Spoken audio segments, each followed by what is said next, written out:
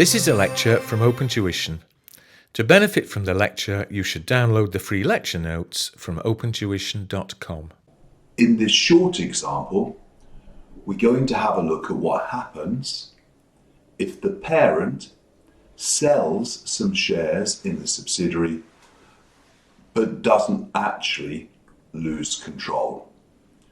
So, for example, if you start by owning 100% of the company, you sell some shares to outsiders, and then you only end up owning 90%.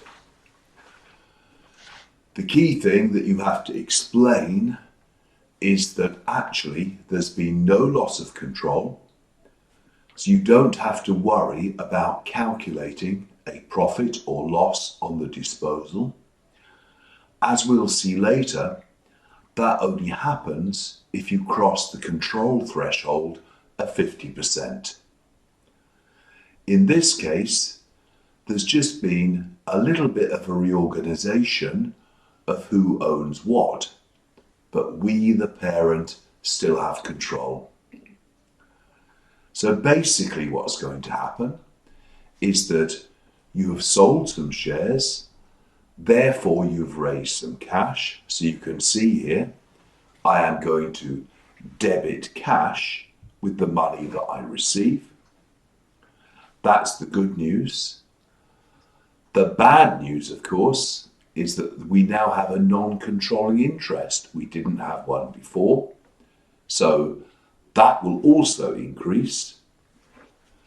And inevitably, the difference between the numbers, there will be a difference. It's simply seen as an adjustment. It does not go in the profit and loss account. So it's pushed as an adjustment through reserves, through cumulative retained earnings. That's all there is. The main things for you to explain, though, are no loss of control. Nothing special happens in the profit or loss account, so there's no adjustment there. Any adjustment is simply to reserves. In the little example that you can see underneath, you can see that Betty owned 100% of Penny. Then it sold 10%. We're told the consideration, and we're also told the original net assets, again, and the goodwill arising originally. I'm just going to assume that we're going to use proportionate goodwill in the calculation. So when I come to work out this adjustment that I'm going to see going through reserves effectively again, I just need to compare two figures.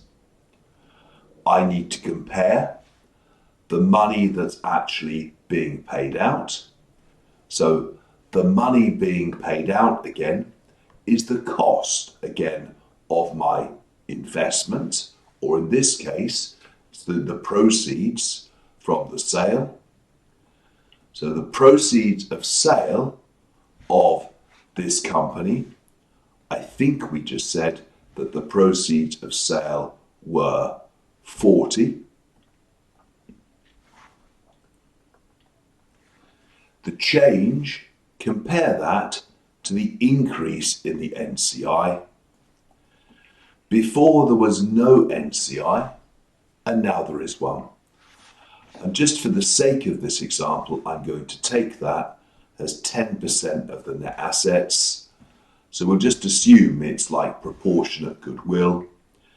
10% of the net assets would be 10% of 350.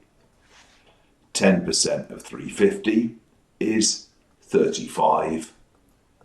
So the adjustment that will find its way in reserves as a result of that, again, is 5.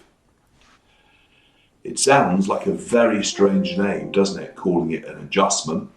But effectively, again, that's what the standard suggests, that it's simply called or referred to again as an adjustment.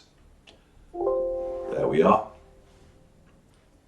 So the adjustment finally again is 5, that will find its way through the cumulative reserves. If you want to see that again as a journal, again, if that helps,